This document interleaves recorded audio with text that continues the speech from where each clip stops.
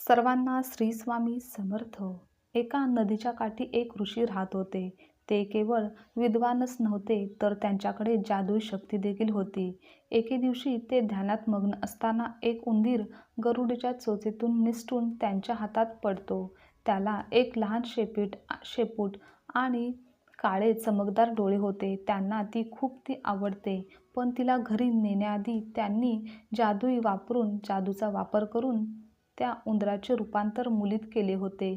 त्या मुलीला घरी घेऊन गेले आणि बायकोला म्हणाले, तुला नेहमीच मूल हवे होते ना, म्हणूनच आजपासून तिची पूर्ण काळजी घे आणि प्रेमाने वाढव. आपल्या मुलीला पाहून ऋषीची पत्नीही आनंदित झाली. तिला राजकन्येप्रमाणे वाढवू लागली. वर्ष अनेक उलटली. लहान मुलगी एक सुंदर तरुण बनली. ती 18 वर्षाची झाल्यावर ऋषी आणि त्यांची पत्नी तिच्यासाठी नवरा शोधू लागले. ऋषी म्हणाले, माझ्या मुलीचे लग्न ज्येष्ठ व्यक्तीशीच व्हावे. त्यासाठी माझ्या मते सूर्य ठीक राहतील. पत्नीनेही होकार दिला. त्यांनी जादुई मंत्राचा वापर करून सूर्याला खाली बोलावले. त्यांनी त्याला आपल्या मुलीचे लग्न करण्यास सांगितले, पण मुलीने ते मान्य केले नाही. ती म्हणाली, बाबा, हे खूप गरम आणि उष्ण आहेत. मी त्याहूनही चांगल्या व्यक्तीशी लग्न करेन. तेव्हा ऋषी नाराज झाले. त्यांनी सूर्याला वर सुचवायला सांगितले. सूर्य म्हणाला, ढगांच्या देवांपेक्षा श्रेष्ठ कोण असेल? माझ्या किरणांनाही रोखण्याची शक्ती त्यांच्यात आहे.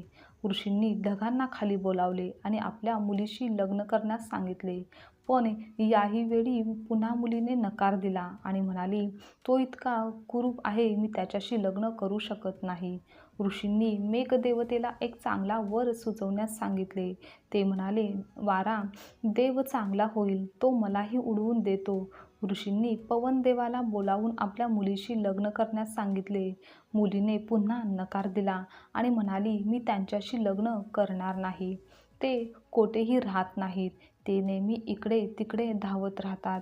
तेव्हा ऋषींनी पवनदेवाला विचारले, माझ्या मुलीसाठी तुझ्यापेक्षा चांगला वर कोणी असू शकतो का?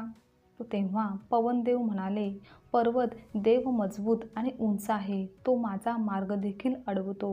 ऋषींनी पर्वत देवाला आपल्या मुलीशी लग्न करण्यास सांगितले. मुलीने पुन्हा नकार दिला आणि म्हणाली, तो खूप उंच कठोर आहे, मी त्याच्याशी लग्न करू शकत नाही. मला त्याच्यापेक्षाही चांगले कोणीतरी हवे आहे.